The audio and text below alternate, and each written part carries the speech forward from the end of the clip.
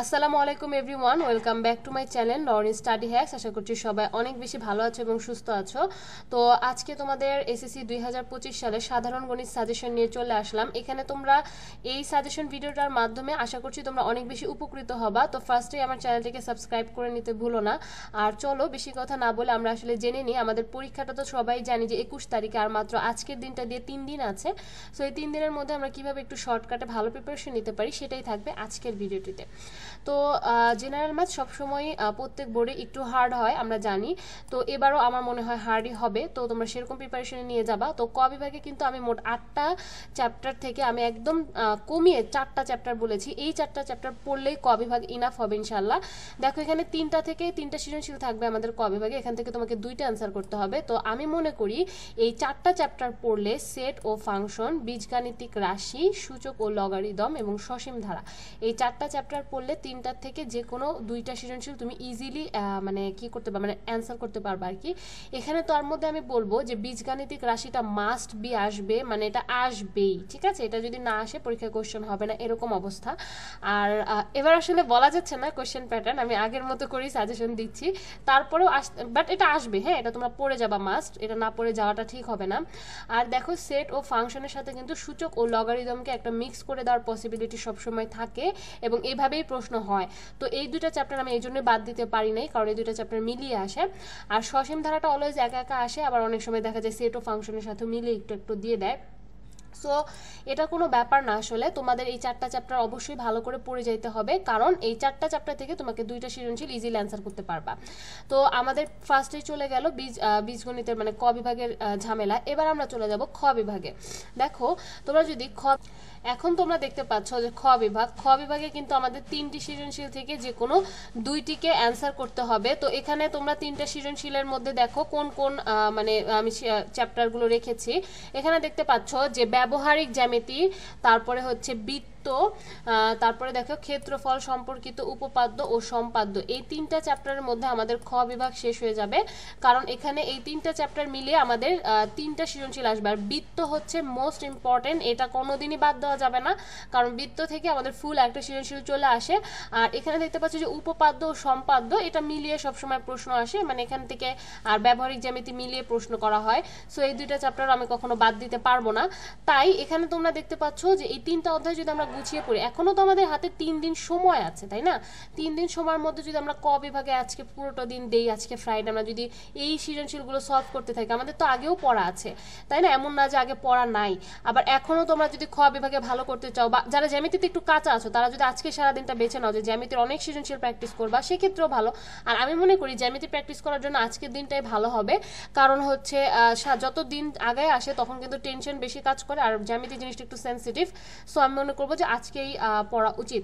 So আমার কাছে মনে হচ্ছে এই 3টা চ্যাপ্টার পড়ে গেলে তোমাদের খ বিভাগ ইজিলি কভার হয়ে যাবে। আর বৃত্ত তো খুব খুব ইম্পর্টেন্ট, আমি আগেও বলেছি, এবারও বলে নিচ্ছি। এরপরে চলে আসো আমাদের গ বিভাগে। এখানেও 3টা সৃজনশীল থাকবে, তোমাকে যে কোনো একটা যে কোনো 2টা অ্যান্সার করতে হবে। তো এখানে যে কোনো 2টা অ্যান্সার করতে হলে তুমি শুধু ত্রিকোণমিতি পড়ে 2টা অ্যান্সার করতে পারবা না, কারণ তোমাকে ত্রিকোণমিতি শুধু সিঙ্গেল দেওয়া হয় একটা, আর বাকিগুলো সব পরিমিতির সাথে মিলায় দেওয়া হয়, বা একটা ত্রিকোণমিতি প্রশ্ন অনেক বেশি কঠিন করা হয়। তো যারা একদম ফ্লুয়েন্ট না ত্রিকোণমিতিতে, তারা সেগুলো অ্যান্সারও করতে পারে না।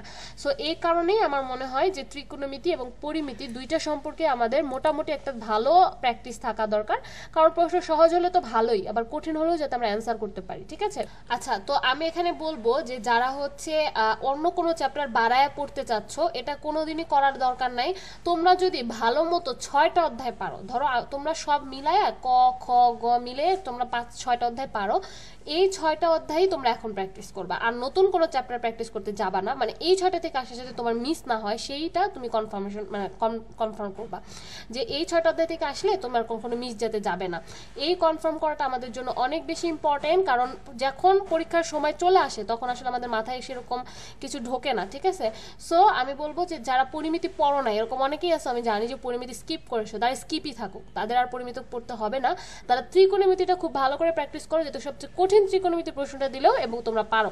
আর ত্রিকোণমিতির ক্ষেত্রে আমি যেটা বলবো সেটা হচ্ছে বইয়ের উদাহরণগুলা, যে বইয়ের অনুশীলনী বইয়ের যে উদাহরণগুলো আছে সেগুলো একটু ফলো করবা, এক্সারসাইজগুলো অনুশীলনীর করতে হবে, কারণ ওখান থেকেও অনেক সময় হুবহু দিয়ে দেয়, এই জন্য আর কি বললাম। সো গ বিভাগ আশা করছি তোমরা ভালোই করতে পারবা।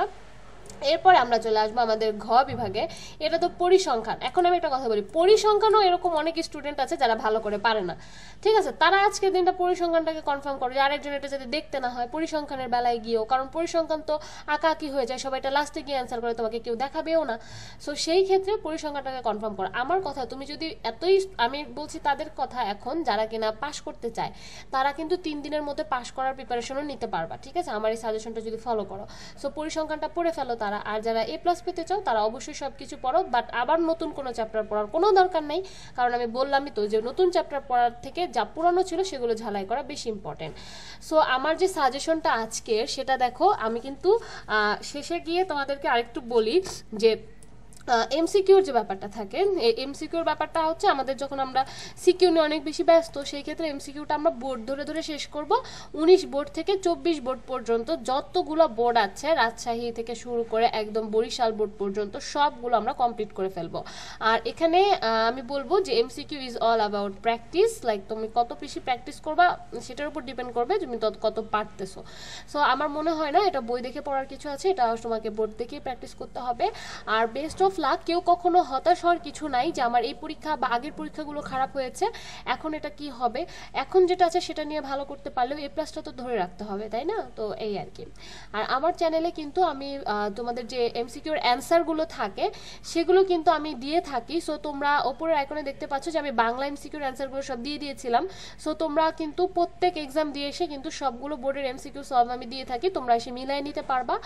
আর আমার চ্যানেলটা ভালো লাগলে অবশ্যই সাবস্ক্রাইব করতে ভুলবে না। আল্লাহ হাফিজ, আসসালামু আলাইকুম।